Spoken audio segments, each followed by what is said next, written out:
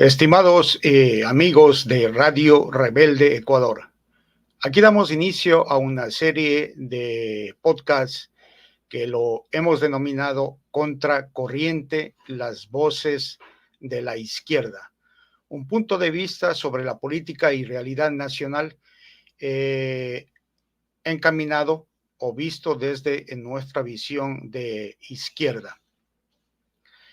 Cuando un grupo de monos, de chimpancés, acumula ciertos alimentos para comer en el futuro, científicos y grandes filósofos tratan de explicar o tratan de entender por qué la reacción de este animal en dicha acumulación. Pero revistas como Forbes le ponen a los acumuladores de dinero, grandes narcotraficantes y sobre todo personas pudientes por su acumulación de capital, y no hay nadie quien se pueda explicar por qué eso sucede, ni hay un científico tampoco que pueda ver lo que sucede más allá de lo que nosotros ya tenemos conocimiento. El presidente Daniel Noboa propuso al Ecuador el plan Fénix, el plan contra o para combatir a la inseguridad, al narcotráfico, a las bandas organizadas y a toda esta grupo de corruptela a nivel de nuestro país. Pero en el primer intento o en el primer diálogo que tiene con la prensa, vemos de que comienza ya en primer paso a mentir. Quiero poner un video a continuación para que ustedes escuchen sobre lo que dijo el mandatario ecuatoriano, el señor Daniel Noboa.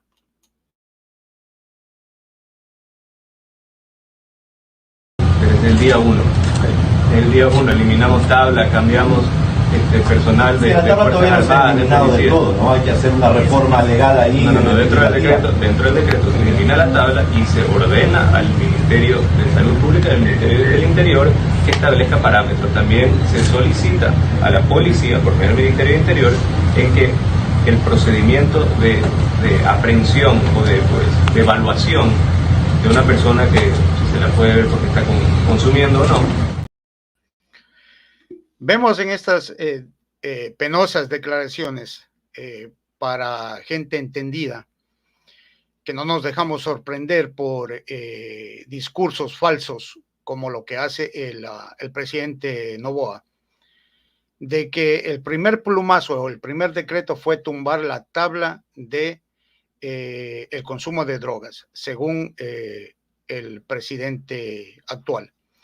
Pero inmediatamente deseo mostrarles un video de una contrarréplica que hace un abogado muy importante de acá de la ciudad de Guayaquil y que deja en sobredicho lo que dice el presidente Noboa.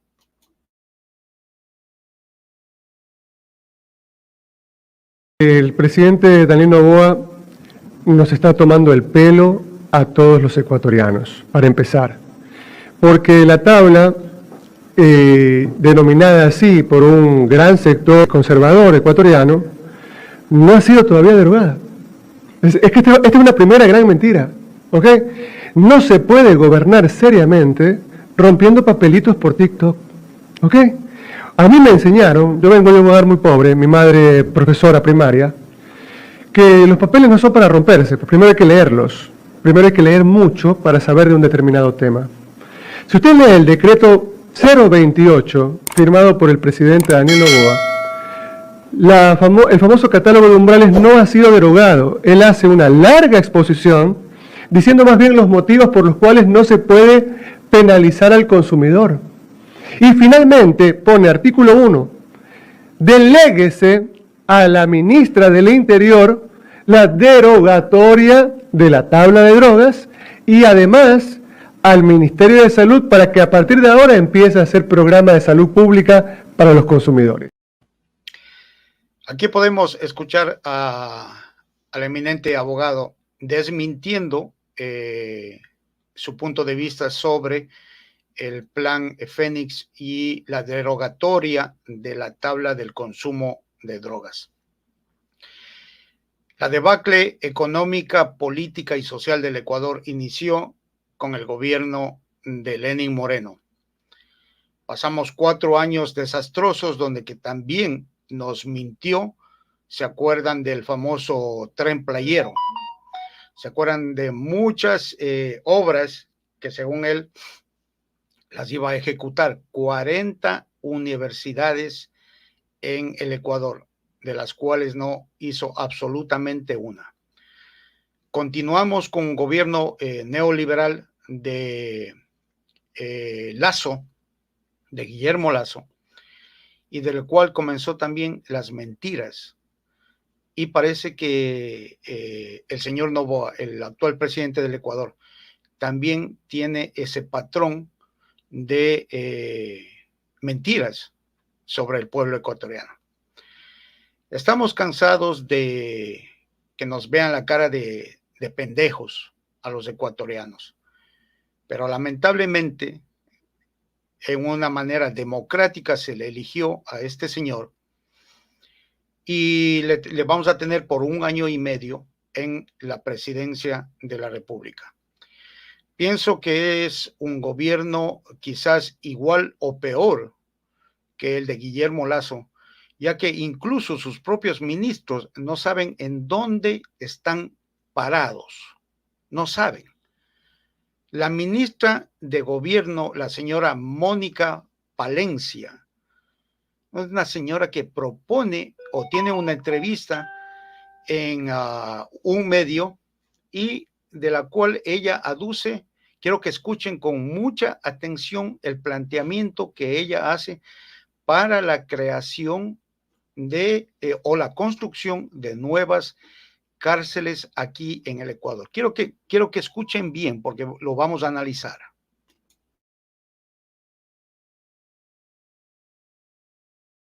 Vamos a tener 2 megacárceles, 2 cárceles de super mega seguridad. Y digo megacárceles en cuanto al equipamiento tecnológico, no en cuanto a su tamaño. Okay. En cuanto a su tamaño, la norma técnica nos indica que a nivel internacional una cárcel de suprema seguridad no puede pasar de 35 personas.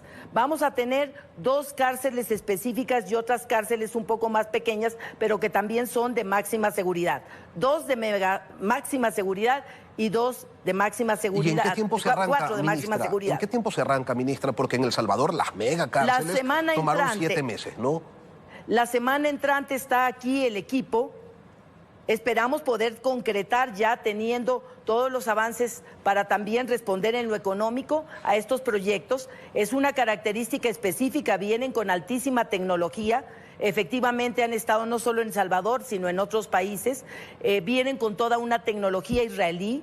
Y adelanto que es un proyecto bajo la visión del panóptico, en donde hay una inteligencia central, en donde todo está intervenido tecnológicamente, reconocimiento de cara, las aduanas con tecnología, las aduanas de las penitenciarías. Estos centros van a gozar de altísima tecnología. Pudimos escucharla a la ministra Mónica Palencia que dice que bajo la normativa internacional, las cárceles de máxima seguridad son de 35 personas no más. Me he tomado el tiempo, casi 4 horas en esta mañana, para investigar la normativa internacional y lamentablemente no hay ninguna normativa que diga lo que esta señora expresa en su comentario, en su versión hacia un entrevistador de aquí de una televisión local. Si seguimos el parlamento, la charla, la mentira que esta señora dice, que va a crear, según la normativa internacional, 2 supercárceles de 35 personas cada uno, hagamos cuenta. Una cárcel de 35 y otra cárcel de 35 son 70 personas y vamos a gastar miles de millones de dólares para hacer simplemente 2 cárceles para 70 personas. Aparte de eso, habla que está a través de el panóptico, tienen una visión panóptica. La visión panóptica es una edificación como un coliseo, cerrado por afuera, no tiene vista afuera, pero adentro tiene una vista central que tiene por objeto monitorear 24 horas a 360 grados a los reclusos. Deseo que la ministra no me dé explicaciones a mí, dé explicaciones claras al pueblo ecuatoriano, cómo o de dónde sacó esta normativa internacional que dice que tienen que ser 35 personas por cada cárcel de máxima seguridad. Muy sorprendente la señora. O en la cabeza de ella o en la cabeza del presidente estarán estas mega cárceles de 35 personas cada una. Yo pienso que va a ser una inversión botada a la basura, porque para crearse un edificio de estos de alta tecnología para 35 personas, no estamos en el Ecuador en este momento para derrochar ese dinero. Ahora quiero que escuchen, ella pone que el equipo, los elementos o las personas que construyeron la cárcel en El Salvador con tecnología israelita, con tecnología avanzada, van a venir acá y vamos a desmentirle con un video donde que la BBC de Londres habla claramente, no siquiera es un periódico o es una televisión de izquierda, es un canal de Inglaterra, de Londres específicamente, donde que es de derecha, y vamos a ver con esas propias palabras desmentir lo que ella acaba de decir acerca de las reglas internacionales. Quiero que escuchen, por favor.